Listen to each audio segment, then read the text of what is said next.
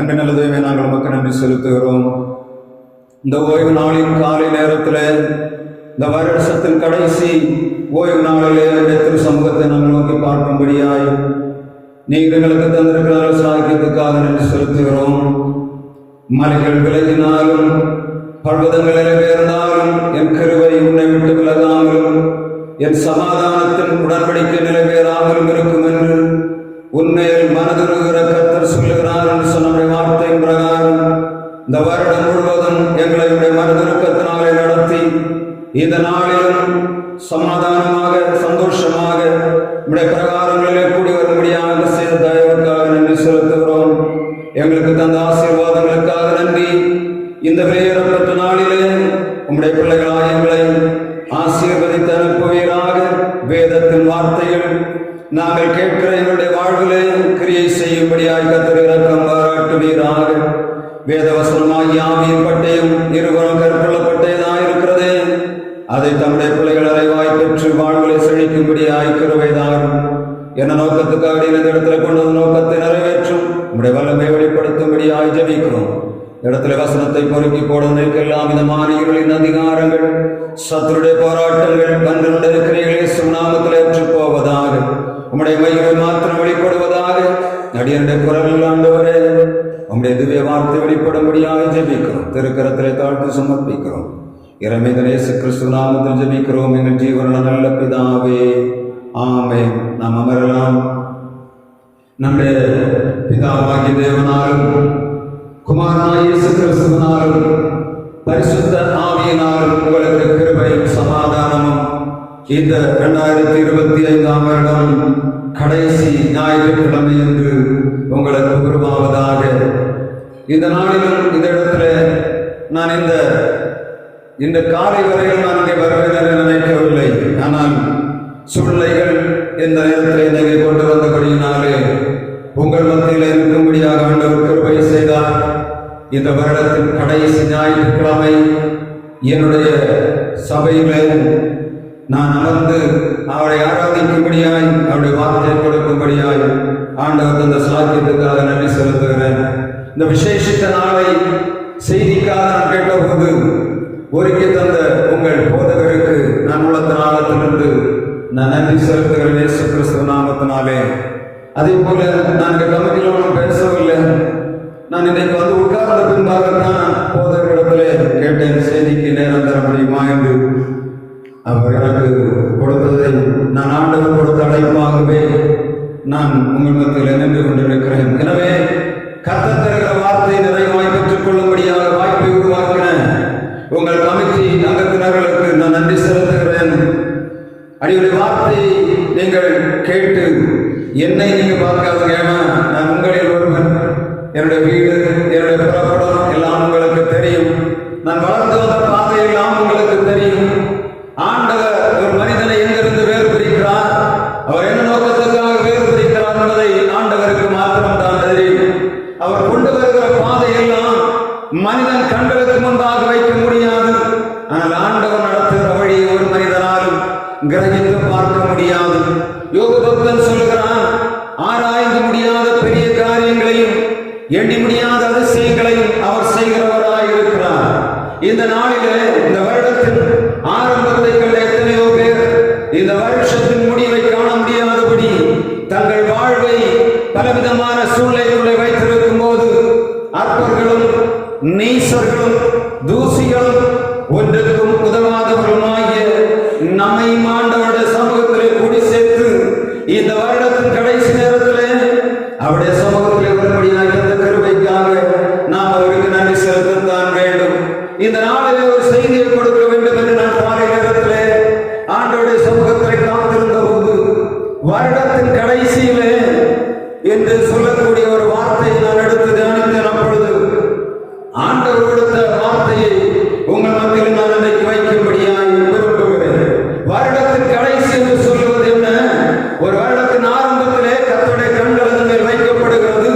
அதன் முடிவு வரையிலும் கர்த்தருடைய கண்கள் அதன் மேல் வைக்கப்படும் என்று சொன்னால் அந்த குடும்பம் ஆசீர்வதிக்கப்படும், தனி மனிதன் ஆசீர்வதிக்கப்படுவான், அந்த திருச்சபை ஆசீர்வதிக்கப்படும், அதை சுற்றி இருக்கிற திருச்சபை அங்கத்தினர்கள் ஆசீர்வதிக்கப்படுவார்கள், தேசம் சமுதாயம் ஆசீர்வதிக்கப்படும். ஆண்டவர் சொல்லுகிறார், அவர் தன்னுடைய பிரசங்கத்திலே சொல்லும் போது, ஒருவன் விளக்கை கொளுத்தி மறைக்காமல் மூடி வைக்காமல் விளக்கு தண்டின் மேல் வைப்பார்கள், அப்பொழுது அவர் எல்லாருக்கும் வெளிச்சம் கொடுக்கும்.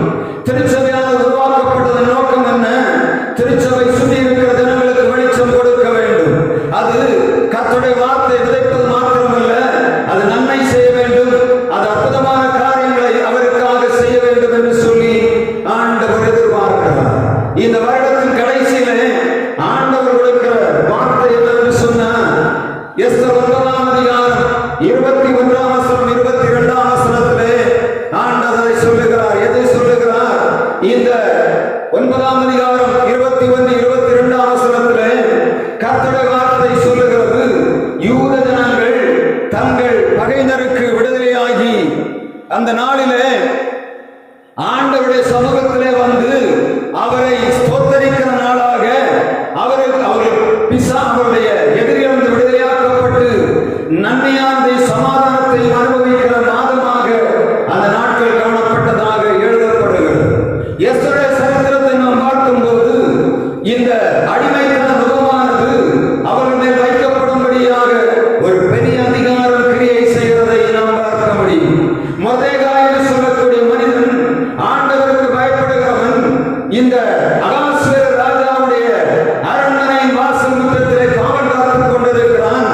இவன் ஆமான் என்று சொல்லக்கூடிய மனிதனை நமஸ்கரியாதபடியினாலே இந்த ஆமான் அவனுக்கு எதிராக ஒரு காரியத்தை செய்து அவனை கொலை செய்வது மாத்திரமல்ல, சமஸ்த யூதர்களை அழிக்க வேண்டும் என்று சொல்லி அகாஸ்வேரு 127 நாடுகளுக்கும் ஒரு கட்டளையை ஆமான் மூலமாக பிறப்பிப்பதை நாம் பார்க்க முடியும்.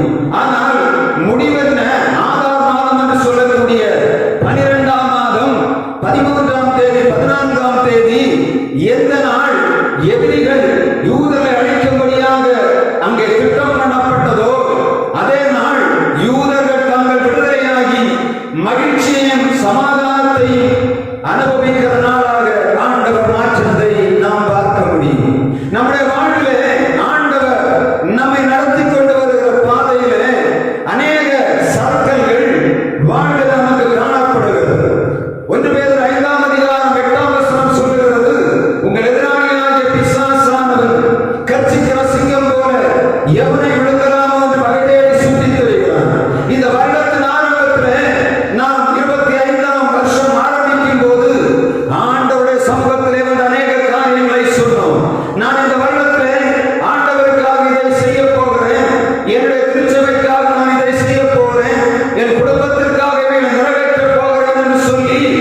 அநேக தீர்மானங்களை நாம் எடுத்திருந்தோம். இந்த தீர்மானங்கள் அனைத்தையும் ஆண்டவரும் கேட்டார்.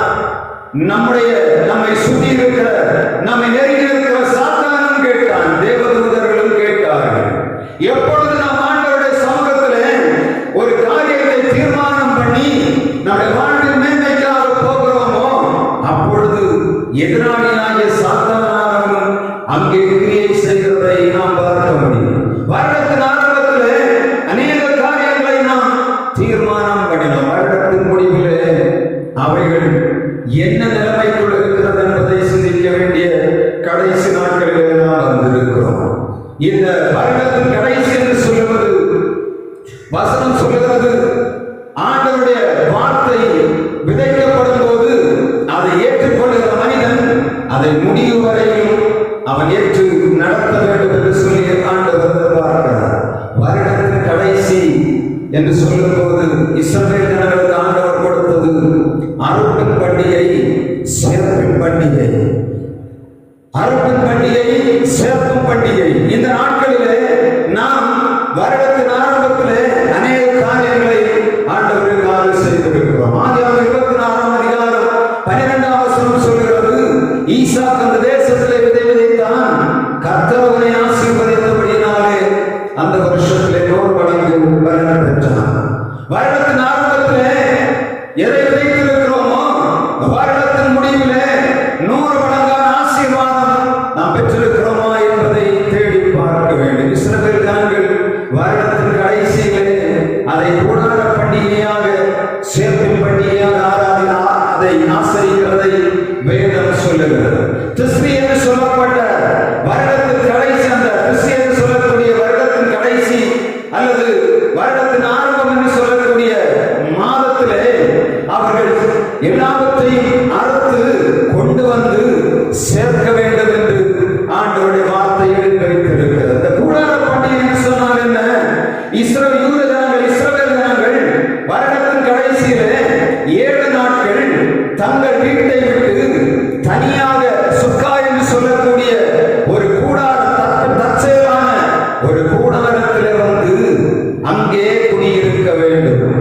யூத ஜனங்கள் ஆண்டவர் உருவாக்கி வைத்த அந்த கூடார பண்டிகையிலே 7 நாட்கள் தங்கள் வீட்டை விட்டு வெளியே வந்து தனியான கூடாரங்களை அமைத்து அங்கே உட்கார்ந்து 3 மிக முக்கியமான காரியங்களை செய்ய வேண்டும். எவைகளை செய்ய வேண்டும்? முதலாவது, கர்த்தர் செய்த நன்மைகளை நினைவு கூற வேண்டும். இரண்டாவதாக, ஆண்டவர் செய்த நன்மைகளை அவருக்கு நன்றி செலுத்தும் விதமாக அவருடைய சமூகத்தில் உட்கார்ந்து இருக்க வேண்டும். மூன்றாவதாக, வருங்காலம் எதிர்கால நன்மைக்காக ஆண்டவர் செய்த நன்மைகளை நன்றி செலுத்தி எதிர்பார்ப்போடு அவரை சோதனைக்க வேண்டும். வருடத்தின் கடைசி என்று சொல்லும்போது அநேகர் கேட்கிறோம், வருடத்திலே ஆரம்பத்திலே எவ்வளவோ காரியங்களை செய்தேன், தொழிலுக்காக செய்தேன், என்னுடைய வியாபாரத்திற்காக செய்தேன், என் குடும்பத்துக்காக செய்தேன்.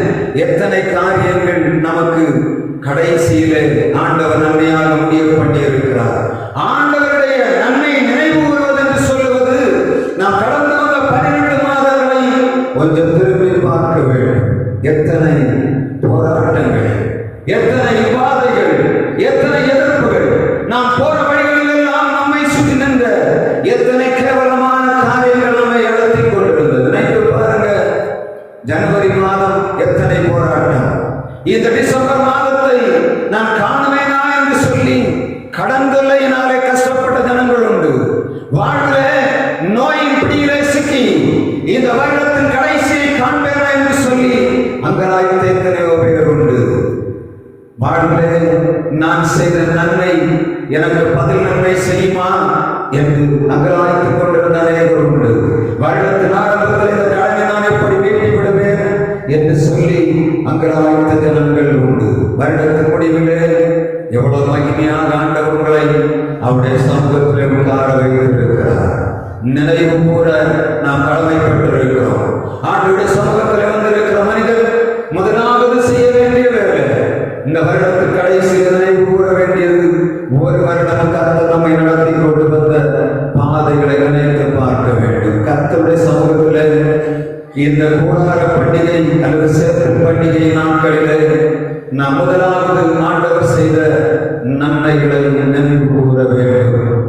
நினைவு கூறும்போது மாத்திரம்தான் நாம் ஆண்டவர் செய்த நன்மைகளை நினைத்து நன்றி சொல்ல முடியும். நன்றி சொல்லாமல் ஒருவருடைய வாழ்விலே ஆண்டவருடைய இரக்கம் வழிபடுகிறதை நாம் பார்க்க முடியாது. தகப்பன் தன் பிள்ளைக்கு ஒரு நன்மை செய்கிறான், ஆனால் பிள்ளையோ அதற்கு பதிலாக, நன்மைக்கு பதிலாக அது ஆண்டவர் செய்கிற நன்மைகளை அதற்கு அவருக்கு நன்றி செலுத்தும் என்று சொன்னால் ஆண்டவருடைய உள்ளம் எவ்வளவு சந்தோஷப்படும். தகப்பன் தன் பிள்ளைக்கு எல்லா காரியங்களையும் செய்கிறான், ஆனால் வாழும் முடிவிலே தன் பிள்ளை தன்னை நினைத்து அவரிடத்தில் எதிர்பார்ப்பதெல்லாம் இந்த பிள்ளை எனக்கு நன்றி உள்ளதா இருக்கிறதா என்பதை ஒவ்வொரு உலக தகப்பனுடைய எதிர்பார்த்துக் கொண்டிருக்கிறார். வயதானவர்கள் எதிர்பார்க்கிறார்கள், என் பிள்ளைகள், நான் இந்த வாழ்நாள் முழுவதும் கஷ்டப்பட்டேன், இந்த நாளிலோ நான் அவர்களுக்கு நன்மை உள்ளவனாக நான் அவருடைய வாழ்விலே நான் செய்த நன்மைகளை நினைத்து எனக்கு நன்றி செலுத்துகிறார்களா என்று உலக தகப்பனும் தாயும் எதிர்பார்க்கிறார்கள். அதை போலத்தான் இந்த நம்முடைய ஆண்டவரும் நம்மளத்தில் எதிர்பார்ப்பது நம்முடைய உள்ளங்கள் நன்றியினால் நிறைந்திருக்கிறதா என்று எதிர்பார்க்கிறார்.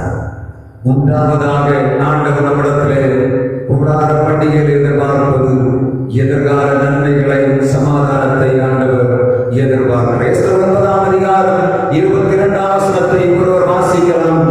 எஸ்தர் 9:22.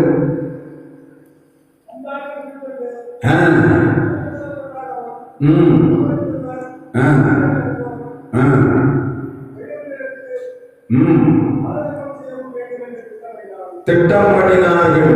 இந்த 21ஆம் வசனம் 22ஆம் வசனத்திலே வசனம் சொல்கிறது, அந்த நாளை யூதர்கள் தங்கள் பகைவனுக்கு விடுதலையான நாளாகவும் அவருக்கு நன்றி செலுத்துகிற நாளாகவும் பண்டிகைகளுக்கு விமரிசனைகளை அனுப்புகிற பங்குகளை அனுப்புகிற நாட்களாகவும் அது மாற்றப்பட வேண்டும் என்று பூரீம் என்று சொல்லக்கூடிய அந்த கட்டளை, அந்த தாக்கிகளை எழுதப்படுகிறதை நாம் பார்க்க முடியும்.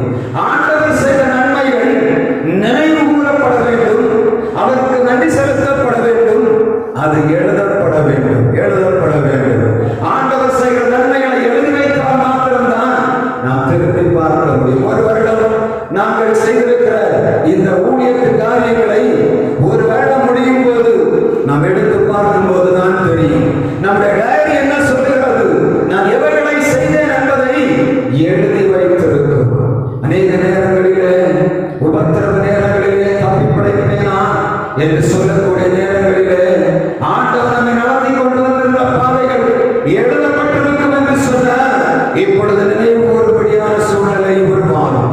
எதிர்கால நன்மைகள், நாம் செய்த நன்மை, நமக்கு ஆண்டவர் செய்த நன்மைகள் எழுதப்படும் போதுதான் நம்முடைய தலைமுறை பிள்ளைகளுடைய கையிலே அவைகள் ஒப்புக் கொடுக்கப்படும். அநேக நேரங்களிலே நாம் இன்றைக்கு படித்துக் கொண்டிருக்கிற காரியங்கள், நம்முடைய திருச்சபையானது உருவாக்கப்பட்ட அந்த காலகட்ட, ஆரம்ப காலகட்டங்களை நாம் எடுத்து பார்ப்போம் என்று சொன்னால் 1806 காலகட்டங்களிலே ரிக்கல் தோவே, மகாராச வேதமாணிக்கம் இவர்களுடைய மிக அரிதான முயற்சியினால் மயிலாடியிலே உருவாக்கப்பட்ட ஆலயமானது இன்றைக்கு மிகவும் பறந்து விரிந்து கன்னியாகுமரி மாவட்டம் முழுவதும் நிறைந்திருக்கிறது என்று சொன்னால் ஒரு சிலருடைய வாழ்வு ஆண்டவர் செய்த நன்மைகள் அவர் எழுதி வைத்த அந்த எழுத்துக்களை நாம் இன்றைக்கு வாசித்துக் கொண்டிருக்கிறோம். அவர்கள் பட்ட பிரயாசங்களின் பிரதிபலனை இன்றைக்கு நாம் அனுபவித்துக் கொண்டிருக்கிறோம்.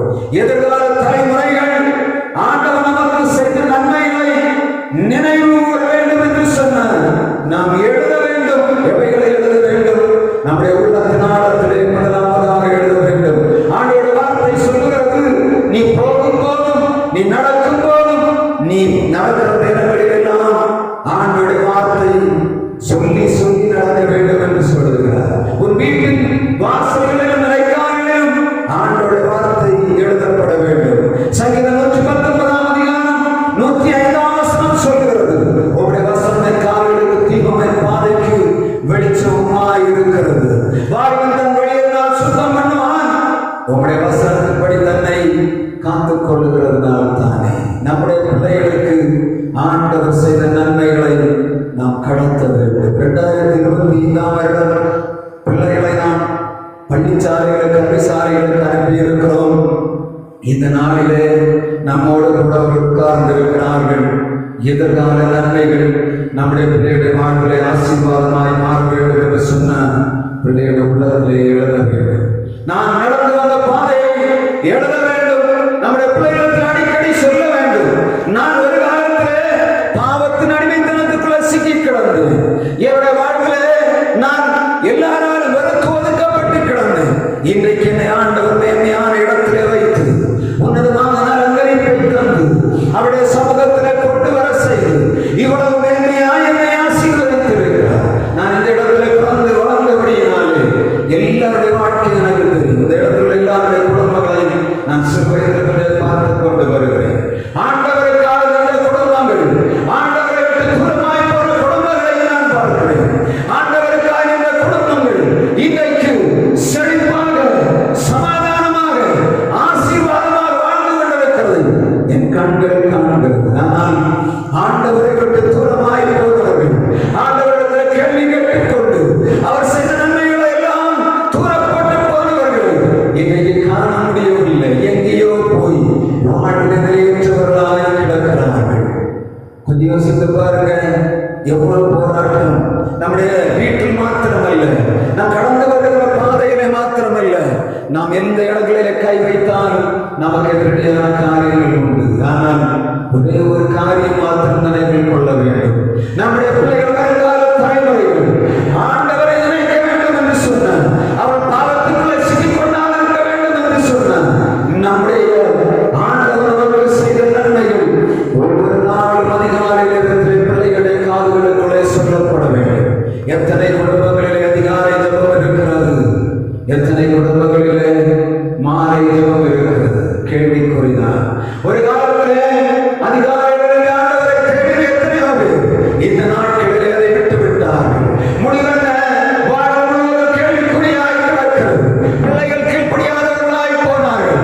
ஆண்டவருடைய சமூகத்தில் உட்கார்ந்து அவருடைய வார்த்தையை தியானித்து அவரோடு உறவாட வேண்டிய ஜனங்கள் ஆண்டவரை மறந்து தங்களுடைய வேலை, தங்களுடைய உத்தியோகங்களுக்கு பின்னாலே அவர்கள் போனபடியினாலே ஆண்டவருடைய சமூகத்திலே நேரத்தை கொடுக்காத எத்தனையோ குடும்பங்கள் இன்றைக்கு வாழ்நாளிலே அநேக வேதனைகளை சுமந்து கொண்டிருக்கிறார்கள். இஸ்ரவேலர்கள் எகிப்தின் அடிமைத்தனத்திலிருந்து விடுதலையாகும் போது ஆண்டவர் சொல்லுகிறார், நீங்கள் எகிப்தின் அடிமைத்தனத்தில் விடுதலையான நாளை வருடத்தின் கடைசியிலே நினைவு கூற வேண்டும். எவைகளை நினைவு கூற வேண்டும்? ஒரு காலத்திலே நான் ஆண்டவருக்கு முன்பாக தூர கிடந்தேன். என்னை ஆண்டவர் வீட்டுக் கொண்டு வந்தார். என் பிள்ளைகளை நீங்கள் ஆண்டவரை நேசிக்க வேண்டும், அவரை சேவிக்க வேண்டும். உலகத்தில் காணப்படக்கூடிய காரியங்கள் எல்லாம் அடுத்த தலைமுறை எங்கேயோ கொண்டு போய் கொண்டு கிடக்கிறது. நம்முடைய தேசத்திலே சுவிசேஷத்தை விதைத்த நாடுகள் இன்றைக்கு சுவிசேஷத்தை விட்டு வெளியே போனபடியினாலே ஆலயங்கள் இன்றைக்கு வேறு நாடுகளுடைய கைகளிலே போய் ஆலயங்கள் இன்றைக்கு காபி ஷாப்புகளாகும், பிரமதத்தினுடைய வழிபாட்டு ஸ்தலங்களாக மாறிக்கொண்டு வருகிறது. ஏன் காரணம் என்ன? பிள்ளைகளிடத்தில் விதைக்க வேண்டிய ஆண்டவருடைய இரட்சிப்பின் சுவிசேஷத்தை அறிவிக்கவில்லை. அதிகாலையிலே எழுந்து பிள்ளைகளுக்கு கொடுக்க வேண்டிய வார்த்தை சரியாக கொடுக்கவில்லை. பிள்ளைகளுக்கு ஆதாரத்தை கொடுக்கிறோம்.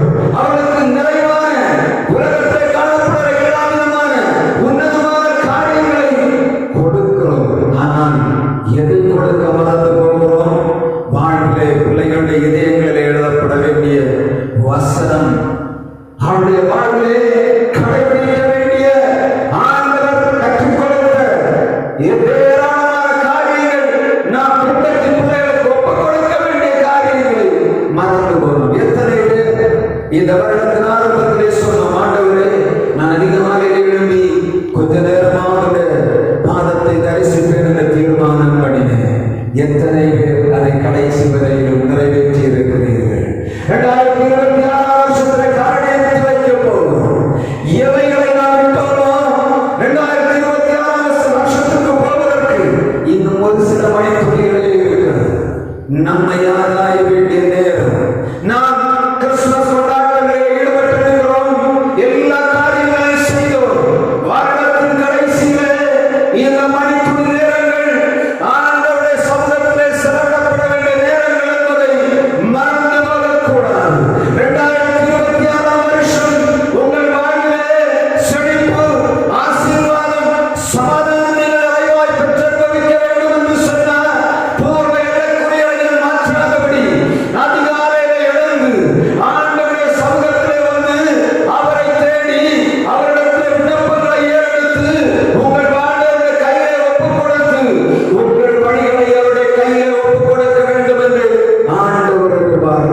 இஸ்ரவேல் ஜனங்கள் வெளியே வரும்போது ஆண்டவர் அவர்களுக்கு மன்னாவை கொடுத்தார். மன்னாவை கொடுத்துவிட்டு சொன்னார், இஸ்ரவேல் ஜனங்களே, அதிகாலையில் எழும்பி நீங்கள் மன்னாவை பொறுக்க வேண்டும். எவ்வளவு பொறுக்க வேண்டும்? ஒரு மனிதன் 3 நேரத்திற்கு தேவையான மன்னாவை பொறுக்க வேண்டும். மன்னாவின் அளவு என்ன? கொத்துமல்லி அளவு. கொத்துமல்லியை பிடித்து எடுக்க முடியாது. எப்படி எடுக்கணும்? கொத்துமல்லி எப்படி எடுக்கப்படணும்? நுள்ளிதான் எடுக்க முடியும்.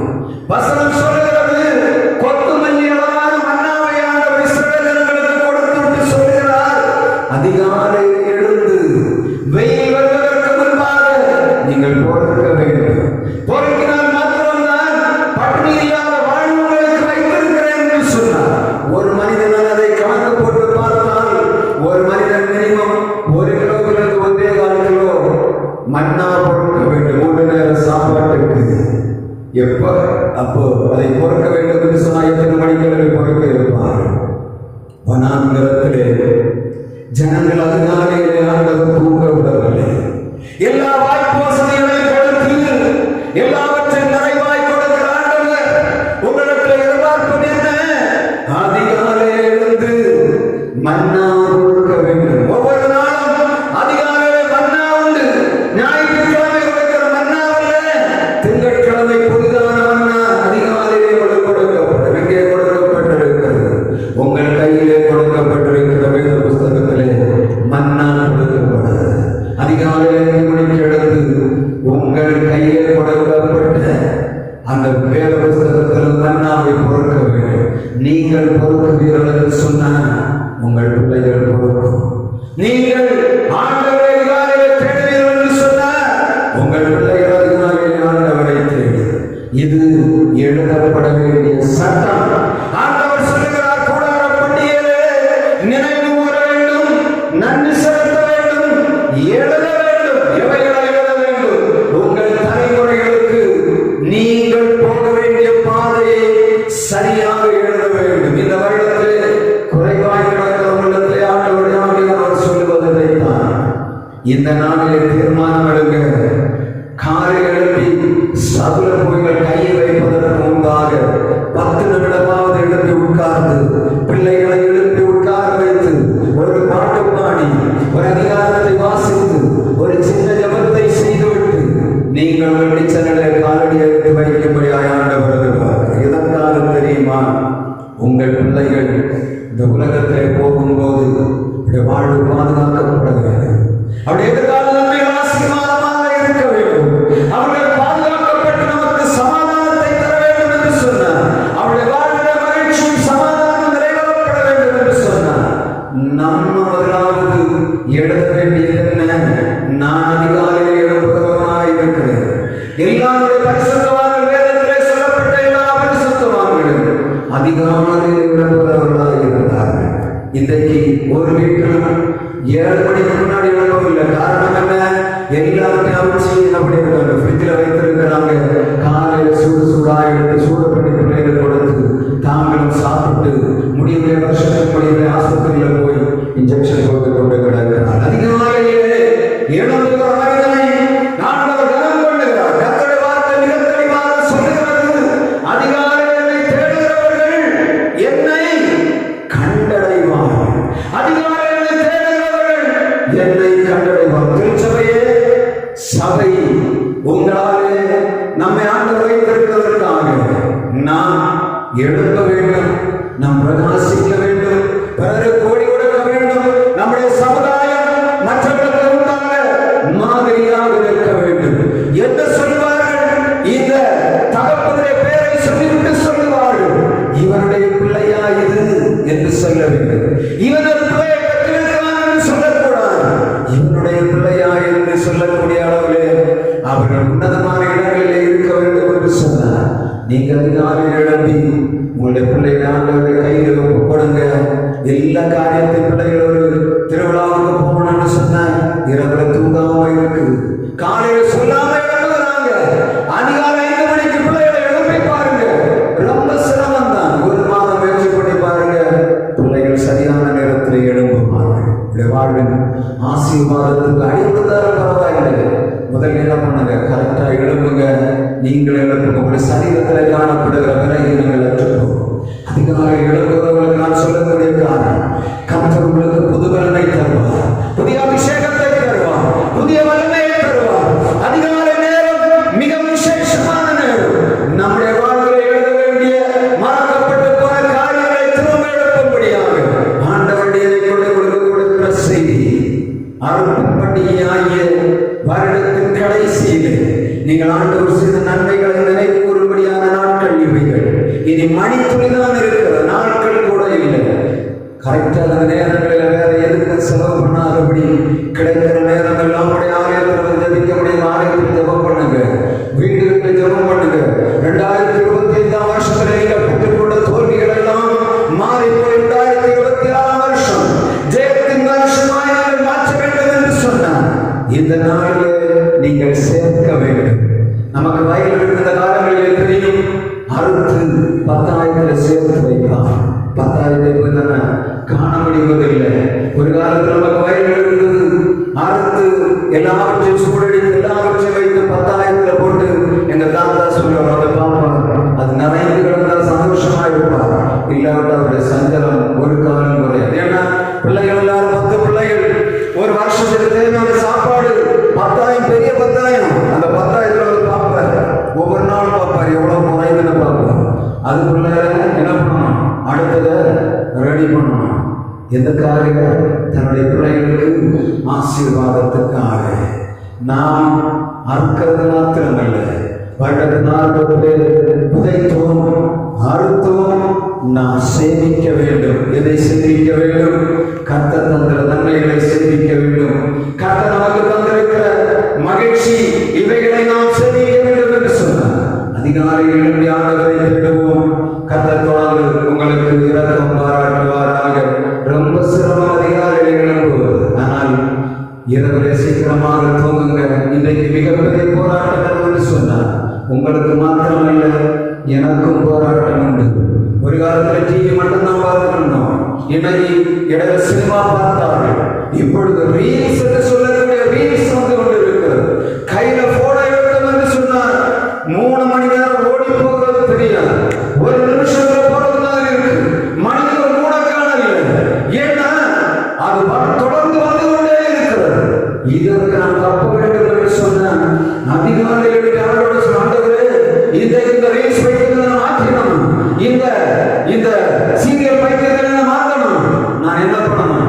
அட்லீஸ்ட் இந்த 3 நாளாவது நீங்க என்ன பண்ணுங்க, உங்களுக்கு மற்றதெல்லாத்தையும் க்ளோஸ் பண்ணிட்டு முடிந்தா உங்க ஆலயத்தை திறந்து வந்து ஜெபம் பண்ணுங்க. ஆண்டவரே, 2025 வருஷம் நான் எத்தனையோ வருடங்கள் சுமந்து வந்த எல்லா பாடுகளை நினைக்கிறேன். ஆண்டவரே, 2026 வருஷத்துல இந்த பாட்டை நான் சுமக்க கூடாது. ஆண்டவரே, என்னை நிராகரிக்கணும், என்னை மேன்மைப்படுத்த வேண்டும், என் கையின் பிரயாசத்தை ஆசீர்வதித்து தர வேண்டும். 2026 வருஷம் முடிவிலே நான் ஜெயமாய் இருக்கிறேன் என்று சொல்லக்கூடிய சாட்சி வேண்டும் என்று சொன்னான். 2025 வருடம் கடைசி இந்த அறுப்பின் நாட்களிலே, சேமிப்பின் நாளிலே சேமிப்போம். கர்த்தர் தொடர்ந்தவர்களோடு இருந்து உங்களை நடத்துவாராக. உங்களுக்கு நான் என்னுடைய புத்தாண்டு வாழ்த்துதலை தெரிவிக்கிறேன். எனக்கு கொடுத்த வாய்ப்புக்காக நான் ஆண்டவருக்கு நன்றி செலுத்துகிறேன். ஒரே ஒரு காரியத்தை நாம் செய்யும்படியாக ஆண்டவருக்கு பார்க்கிறார். நினைவு கூறப்பட வேண்டும், நன்றி செலுத்த வேண்டும், சேமித்து ஆண்டவருடைய ராஜ்யத்துக்கு நாம் சமாதானம் ஆசீர்வாதத்தை விதைக்கிறவர்களாய் மாற வேண்டும் என்று சொன்னார். சேமித்து வைத்து ஆண்டவருடைய நன்மைகளை பிறருக்கு பகிர்ந்து கொடுப்போம். கர்த்தர் தொடர்ந்து உங்களோடு நடத்துவாராக. ஆமென். நாம் எழுதலாம் எழுதிருந்து நான் உங்களுக்காக ஜெபிக்க போகிறேன். கர்த்தர் தருகிற நன்மை மிக விசேஷமான. சரீர பலவீனத்தோடு இருக்கிறவர்கள் இந்த சரீர பலவீனங்களை சுமந்து கொண்டு போகக்கூடாது. உங்களுடைய சிந்தனைகளிலே பொழுதுகளில் இருக்க வேண்டிய மிக முக்கியமான காரியம், வருடத்தை கடந்து வந்த பாதையை காணப்பட்ட எல்லாவற்றையும் நினைவு கூறுங்கள். அவருக்கு நன்றி செலுத்துங்க. இந்த போராட்டத்தில் நான் விழுந்து விடாதபடி என்னை நிலைநிறுத்த ஆண்டவருக்கு நான் நன்றி செலுத்துகிறேன். ஆண்டவரே, நான் ஒரு தீர்மானத்தை எடுக்கிறேன். அப்பா, இந்த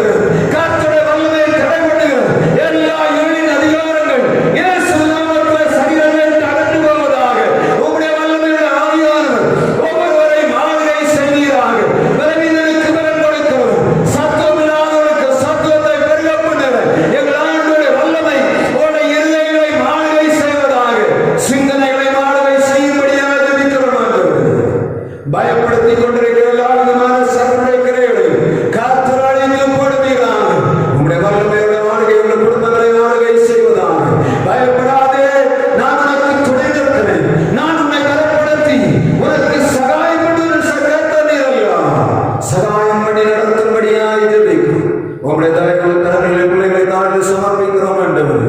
இந்த இடத்துல ஊழியர்களுடைய தாசனை கர்த்தர் பயன்படுத்துவீராக. உங்களுடைய பிள்ளைக்கு திருநெல்ல கிருபைகளை கட்டளையிடுவீராக. இந்த தேசத்திலே இருளுக்குள்ளே ஜனங்களை கிடக்கிற ஜனங்களை மீட்டெடுக்கும்படியான வல்லமை அபிஷேகத்தை முற்றுவீராக. எந்த ரூபத்திலும் சத்துருவை தொடாதபடி கர்த்தர் மேல் இழைக்கும்படியாக ஜெபிக்கிறோம். உங்களுடைய மகிமை நாளை வைக்கப்படுவதாக. எல்லா இருளின் அதிகாரங்களையும் இயேசு நாமத்தில் கடினப்படுத்துகிறோம். அவரை விலக்கி போடுவதற்கு எல்லா சத்துருடைய இருளின் அதிகாரங்கள் இயேசு நாமத்தில் விலகி போவதாக. கர்த்தாவே, இந்த இடத்திலே சேர்ப்புள்ளவர்களுடைய கரங்களை தருவோம். கர்த்தர் நம்முடைய பிள்ளைகளை பலப்படுத்துவீராக. ஒன்றாய் இணைந்து உம்முடைய ராஜ்யத்தை கட்டளைக்கும்படியாக உம்முடைய பிள்ளைகளை பலப்படுத்துவீராக. உம்முடைய அற்புதமான கரம் உம்முடைய பிள்ளைகளோடு கூட இருப்பதாக. உம்முடைய திருக்கரத்தில் தருகிறோம் ஆண்டவரே. சபையானது வளர்ந்து பெருகட்டும். இந்த இடத்துல சுற்றி இருக்கிற ஜனங்களை கட்டெடுக்கும்படியான பிள்ளைகளுக்கு கருவங்களை கட்டளையிடும்படியாக ஜெபிக்கிறோம். தேவையுண்டானவரே, திருச்சபைக்கு தேவையான எல்லா தேவைகளுக்கு நிறைவாக்கி நடத்தும்படியாக ஜெபிக்கிறோம். உங்களுடைய கரத்திலே பிள்ளைகளை தாழ்ந்து சமர்ப்பிக்கிறோம். வருடத்தின் கடைசியிலே நன்மையான வீடு பெற்று அனுபவிக்கும்படியாக கிருபைதான். ஈசாக்கு தேசத்திலே விதைத்தான். கர்த்தர் அவரை ஆசீர்வதித்தபடியாலே அந்த வருஷத்தில் 100 மடங்குகள் பெற்றான். வார்த்தை பிரகாரம் கர்த்தர் 2025 வருஷத்திலே அவர்களை கருதையெல்லாம் 100 மடங்கு வளர்ப்பதாமல் போனாலும் 26ஆம் வருடம் 100 மடங்கான பதங்களோடு இவர்களுடைய வாழ்வை செழிக்கும்படியாக கிருபைதான். ஒருவருடைய குடும்பங்களெல்லாம் சத்துருவான் புகுந்து விடாதபடி இந்த பிள்ளைகளை வேலையடைக்கும்படியாக ஜெபிக்கிறேன். தேவனாக அந்த பிள்ளைகளை நான் வாழ்த்து ஆசீர்வதிக்கிறேன். நிறைவான சமாதானம் சந்தோஷம் ஒப்புக்கொடுக்கிறேன். நாமத்தில் கெஞ்சி மன்றாடுகிறோம் உங்கள் இறக்கம் நிறைந்த பரம தந்தையே. ஆமென்.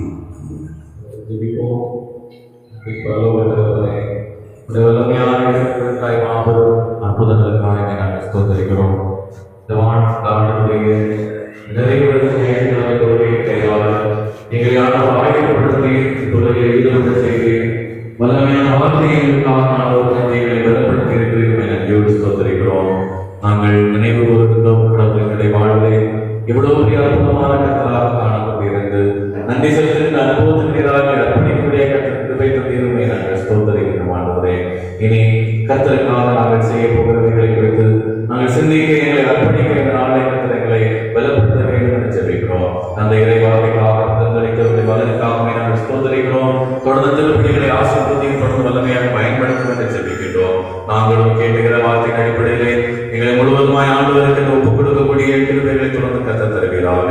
புதிய ஒரு வருடத்திற்காக எங்கள் எல்லாரையும் ஆயத்தப்படுத்தும்படியாக ஜெபிக்கின்றோம். எங்களை முழுவதுமாக அர்ப்பணிக்கக்கூடிய நல்ல ஆற்றலை நாங்கள் பெருக்கிக் கொள்ளும்படியாய் ஆண்டவருடைய ஆசீர்வாதம் எங்களோடு கூட இருக்கட்டும் என்று நாங்கள் ஜெபிக்கின்றோம். ஆண்டவரை பண்டிகைகளை ஆசிரியக்கும்படியாய் கர்த்தர் நினைப்பூட்டலை தருகின்றேன்.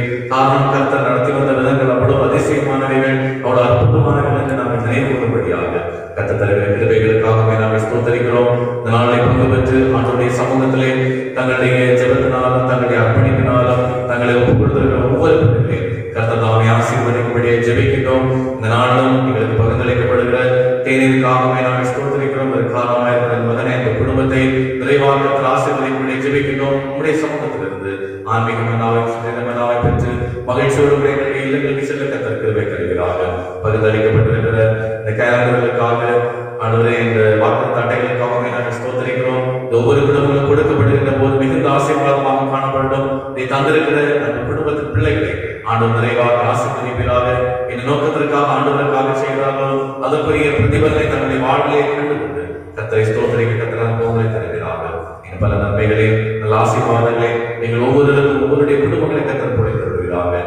நாளுடைய ஊழியர்கள் தொடர்ந்து இந்த வார்த்தையுடைய ஊழியர்கள் அனைத்தும் ஆசீர்வாதமாக இருக்கட்டும். எங்களை நாங்கள் ஆயத்தப்படுத்துகிற நாட்களாக வருகிற நாட்கள் இருக்கட்டும் என்று சொல்லி கர்த்தருடைய பொறுப்பாளர்களை தருகின்றோம். தொழுகைகளை தொடக்கம் முதல் நேர வரையிலிருந்து எங்களை அற்புதமாக வழிநடத்தி பாடல் வேலை ஜெப வேலை எங்களை கர்த்தரை ஆசீர்வாதமாக தந்தி செய்தி வேலைகள் எங்களோடு கூட பேசுகிறேன். ஸ்தோத்திரிக்கிறோம், நன்றி செலுத்துகிறோம், முழுவதுமாய் அர்ப்பணித்து செலுத்துகிறோம். ஆவியானவருடைய துணை எங்களோடு இருக்கட்டும். இயேசு கிறிஸ்து வல்லமையுள்ள நாமத்தினாலே ஜெபிக்கின்றோம். எங்கள் ஜெபங்களும் நல்ல கடவுளே. ஆமென்.